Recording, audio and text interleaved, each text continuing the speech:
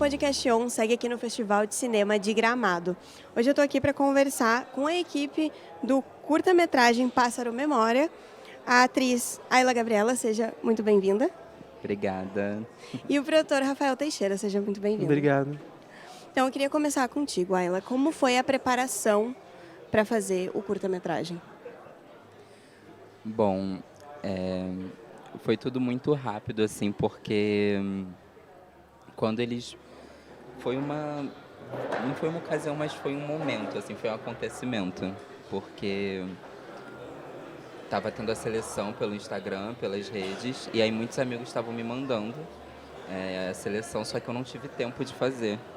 E aí teve um amigo meu que tem uma certa espiritualidade, assim, e ele me mandou o post e ele falou: faz, bicha, por favor, porque você precisa fazer, eu sonhei com você lá, eu sonhei que você me mandava um vídeo falando que você estava lá. E acabou que eu não mandei, e aí acho que uma semana depois a produção entrou em contato comigo, pedindo para eu fazer a audição, e eu falei, tá, então vou fazer. Era para ser, né? Era para ser, totalmente. E aí foi incrível, assim, porque aí eu já cheguei lá eu ia fazer uma cena só, que foi a cena de dança. E aí quando eu cheguei para fazer, aí o diretor conversou comigo, o Leonardo, e aí ele perguntou qual a possibilidade de eu entrar para fazer o protagonismo, e aí foi tudo se desenrolando, assim. Mas foi tudo muito rápido, porque a gente já tinha tempo, já tinha horário, datas fechadas. Mas foi incrível, assim. E se vocês pudessem falar um pouquinho para o pessoal, né, que não assistiu, sobre o que é o filme. Bom, eu acredito que Pássaro Memória, a Lua, a protagonista, ela tá procurando pelo pássaro dela, porque é um pássaro de resgate, e ela sempre deixa a gaiola aberta para ele sair e voltar. Só que dado momento ele não volta e ela fica procurando ele pela cidade. Só que a cidade é uma cidade muito hostil, muito agressiva, né? Tanto com a corporeidade de Lua, quanto com o passarinho também em si. Então, eu costumo dizer que, na realidade, ela está procurando por uma esperança, que talvez pudesse ser o nome do pássaro ao invés de memória. Porque eu acredito que todos nós, enquanto corpos travestis, enquanto corpos transmasculinos, enfim, né? Eu acho que a gente está sempre procurando uma esperança onde a gente reside, onde a gente está.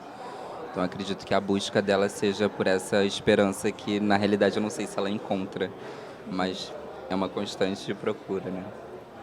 E, Rafael, como foi a questão da produção? Como vocês conseguiram verba para fazer o filme? Então, foi uma loucura. Ela já disse que foi muito rápido todo o processo, né?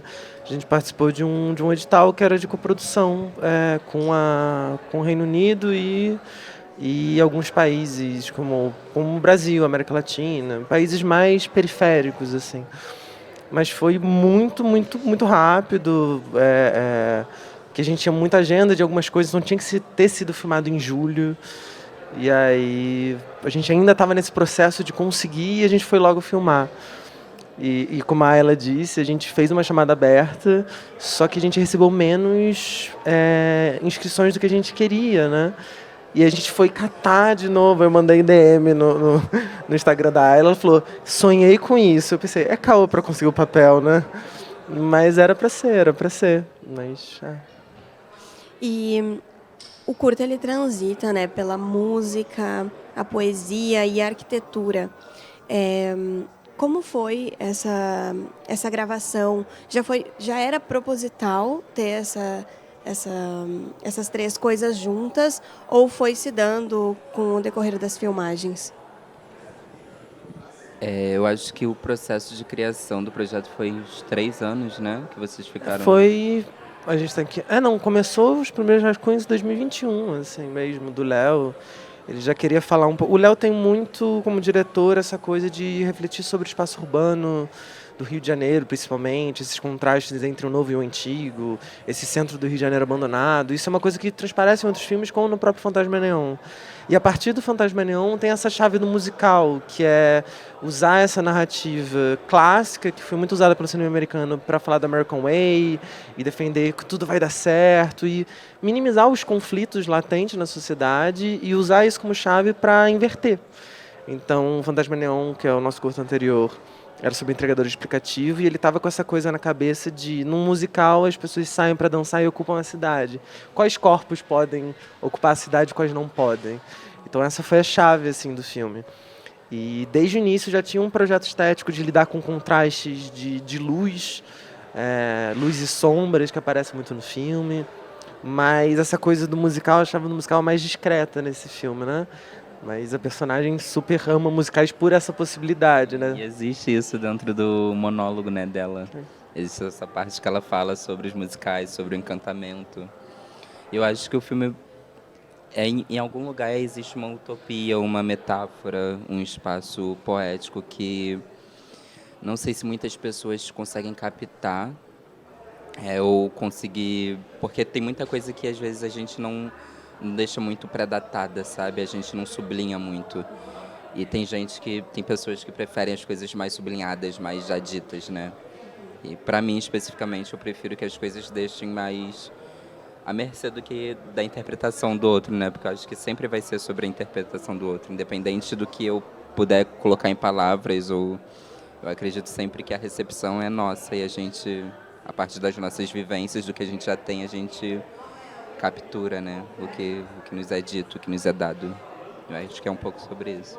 Inclusive tem uma das primeiras cenas, assim, é bem no início, o primeiro assovio que ela faz, assim, pro pássaro, dá a sensação de que todo mundo ao fundo para, né? Então, isso me trouxe muito essa questão do musical e até um pouco de como é que a gente chama? Um Fleabag ali, né? Que tudo para e ela continua. Quebra a quarta parede, né? Eu acho incrível isso. Tem até uma série chamada Fleabag que é exatamente isso, né? Eu amo essa série. E eu acho que em diversos momentos, não em diversos momentos, mas nesse momento em específico que ela quebra a quarta parede, que as pessoas olham, quando eu estava no momento de gravação, foi uma das primeiras cenas, se eu não me engano, e eu lembro de me perguntar, assim, como que eu faço isso transparecer que não seja eu aqui fazendo isso de forma, sabe? Realmente dar de forma honesta, sabe? Porque se no palco, no teatro, já não é fácil quebrar a quarta parede, no audiovisual, se você não fizer de uma forma sincera, eu acho que fica muito explícito, sabe? Muito transparente. No audiovisual as coisas têm uma lupa muito maior, né? E eu queria, aproveitando essa cena e aproveitando essa coisa do olhar, né? Essa cena, ela adianta, sem falar de musical, a temática musical no sentido de que é uma coreografia urbana ali, né? Então, hoje a gente sempre falou ao longo do processo que era um filme muito de se ver no cinema, e todas as pessoas que fazem cinema falam esse clichê, é bom para ver no cinema. Mas nesse tem uma questão muito da escala. Então, nessa cena inicial, tem uma moto entrando e tem alguém lá no andar de cima que abre um jornal. Então é legal ver esses detalhes, esses micropontos de atenção, assim. E essa coisa, ela atravessa, ela assobia e tem um certo diálogo com a câmera ali, ainda mais sutil, mas ressaltando a questão da escalação do elenco. Ela, assim, foi fundamental para o projeto, porque é um projeto em que tem um trabalho muito corporal, obviamente, né? Mas é um filme de muitos silêncios. Então, acho que o filme faz sentido se a protagonista, como a Ayla, tem um olhar muito poderoso para poder ter aquela presença, magnetizar o espectador e criar uma identificação. O filme tem essa importância do rosto, né, do olhar, porque o olhar é a possibilidade, né? É a possibilidade de imaginar um mundo e tudo mais. E uma coisa que eu achei muito interessante no filme, e que é uma coisa que a comunidade LGBT, no geral, busca muito, é narrativas diferentes para a comunidade. E ali traz uma narrativa bem... Tem alguns pontos ali que são que aparecem, mas não traz aquela narrativa de sempre, né, para um personagem trans. Como foi essa questão? Já tinha... Sempre teve essa ideia de não deixar aquela coisa, de não trazer essa mesma narrativa, porque a ideia sempre foi ter uma personagem trans, certo? Então, a ideia já era trazer essa narrativa um pouco diferente. Então, quando eu cheguei, o roteiro já estava completamente criado, né? Então, eu só cheguei lá e fiz o babado acontecer. Mas... Só, né? Somente. Mas eu fui sentindo, assim, ao longo do processo, como que aquilo reverberava em mim, o que o diretor estava precisando para que a gente efetuasse o trabalho de forma excelente.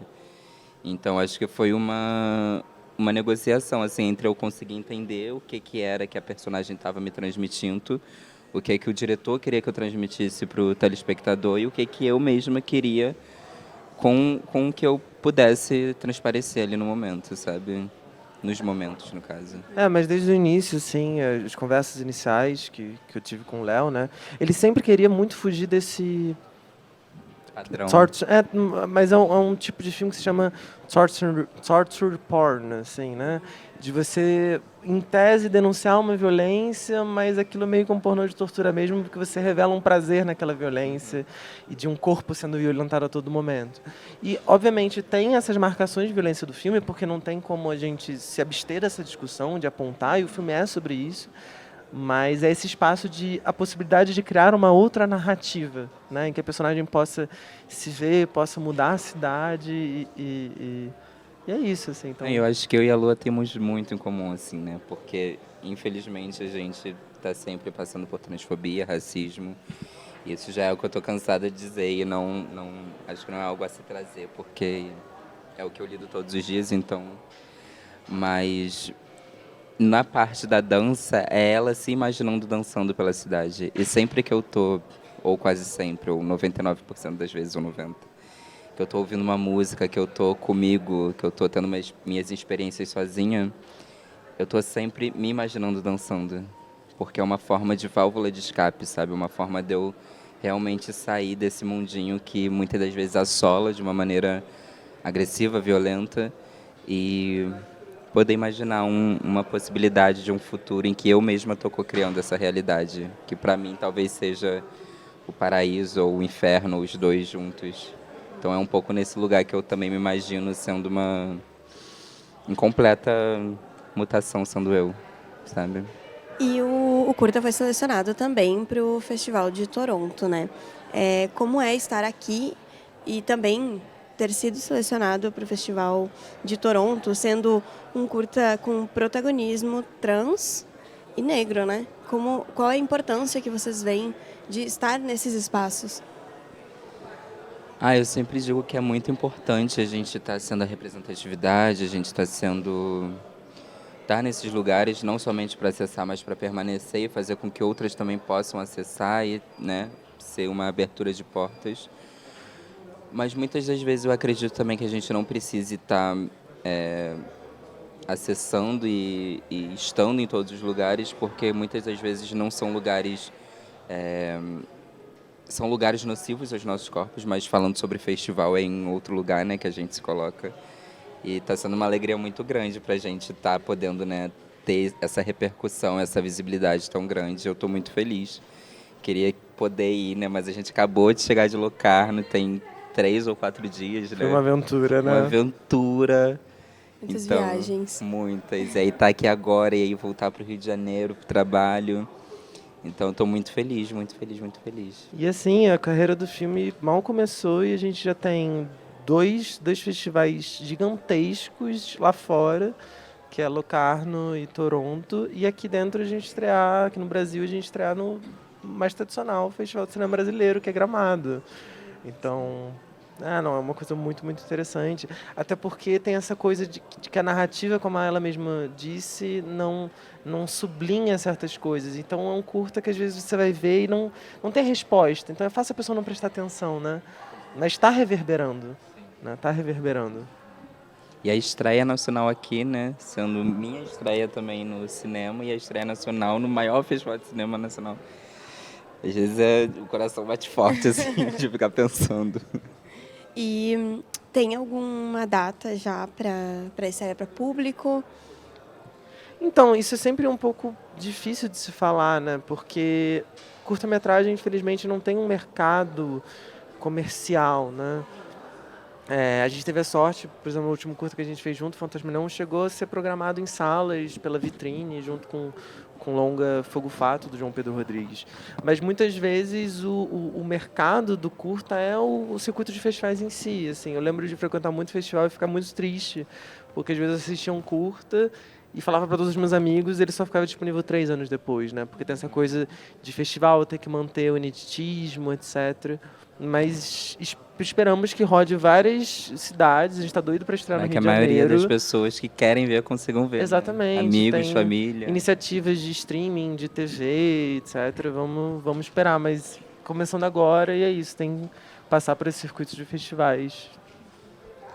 Então eu queria agradecer a participação de vocês. A gente conversou aqui com a atriz Ayla Gabriela, do filme Pássaro Memória. Muito obrigada. Obrigada demais. Prazer estar aqui.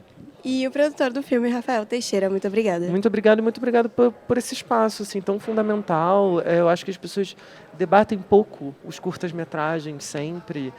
E as pessoas sempre tratam, às vezes, o curta-metragem como um preparativo para fazer um longa e não como uma obra de arte em si. Então, muito obrigado por esse espaço e por esse espaço de discutir questões tão importantes e de sonhar mesmo, né?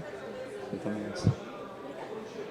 A técnica é de Carlos Pereira e Rinaldo Silveira. A produção é dos acadêmicos Lana Maldaner, eu, Julia Klein e Jackson Batista. E as orientações do professor Marcos Santuário. Nos siga no Instagram, @podcastonfevale, para saber quando tem episódio novo e acompanhar o que a gente está fazendo aqui no Festival de Cinema de Gramado. Até a próxima!